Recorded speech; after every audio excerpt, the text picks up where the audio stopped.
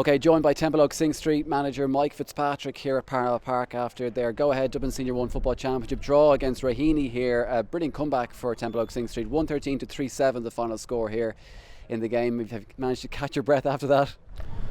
Yeah, it was hard to catch your breath, all right. It's very exciting finish, especially as we're just trying to gradually get the lead back, Raheny lead back.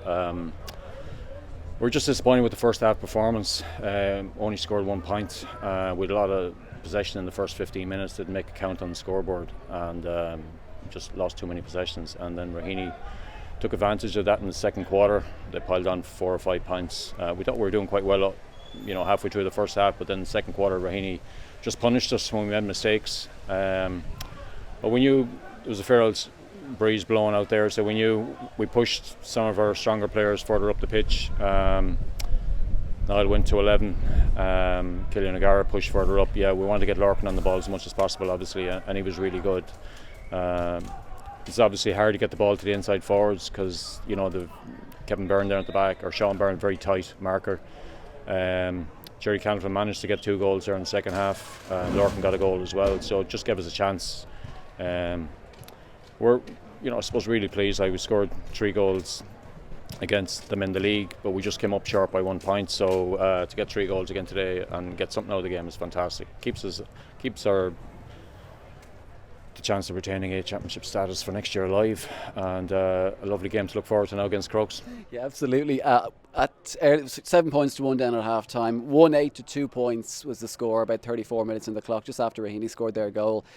For many people that looked like game over. Obviously it seems very obvious, but goals change games. That certainly was the case for you. You responded with 2 pretty quick goals straight off the back, and that changed the whole complexion of the game.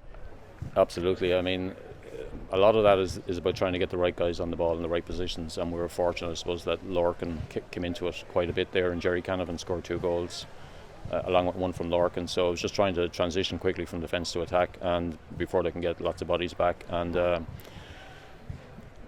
in other games, Jerry, you might be urging Jerry to put some of those possessions over the bar and just keep the scoreboard ticking over. But in fairness, Jerry's well capable of finishing in the top corner, so he was just clinical finishing there. He didn't really get an opportunity in the first half, but his finish in the second half was top class. But against a really, really good full back in there. But just relieved to get something out of the game and keeps our chances alive of staying in A championship, because it's extremely hard to get out of the B championship to get up to this level. So we're just delighted with I think everyone was on tender hooks there as Kilogara stepped up to take that last free. It's unfortunate Niall just missed one before that, but I was just thinking maybe Lorcan was the guy, probably, or Jerry, who were pinging the scores, maybe should have taken that one. But anyway, look, loads to work on. On the whole, similar to Ballantyre, we're really thrilled to get something out of the games. But again, just we're 5 points down with 5 minutes to go against Johns, and as you say there, I think we're 1-8 to 2 down here today. So it's just disappointing that we fall that far behind in the first place. That give teams an advantage, and then we feel we have to pull something out of the pocket at the last minute. Yeah, and finally, you mentioned already it gets easier as you go along. Chemical Crokes to come now in a couple of weeks' time, so a huge game for yourselves in terms of it's an incredibly tight group.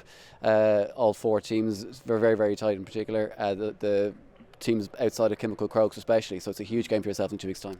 Oh, it's massive. Like if you think about it, we played Kilmacud's second team in the league, and they beat us by a couple of points.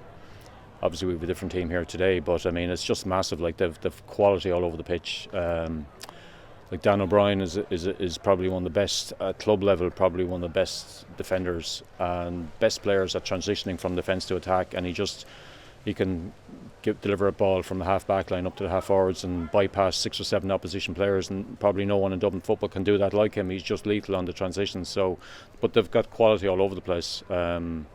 And it's a very, very strong bench, and there's still the possibility that Shane Walsh transfer might be true before we come to play them, unfortunately. But look, we'll give it our best shot, and I suppose the dilemma for us is, like, we've started the last 2 games quite defensively, and then when we're up against the wall, like, we had to maybe break out a bit. So I suppose for us, we just got to decide how are we going to set up against Crokes and try to be competitive, but still give ourselves a chance of getting something out of the game.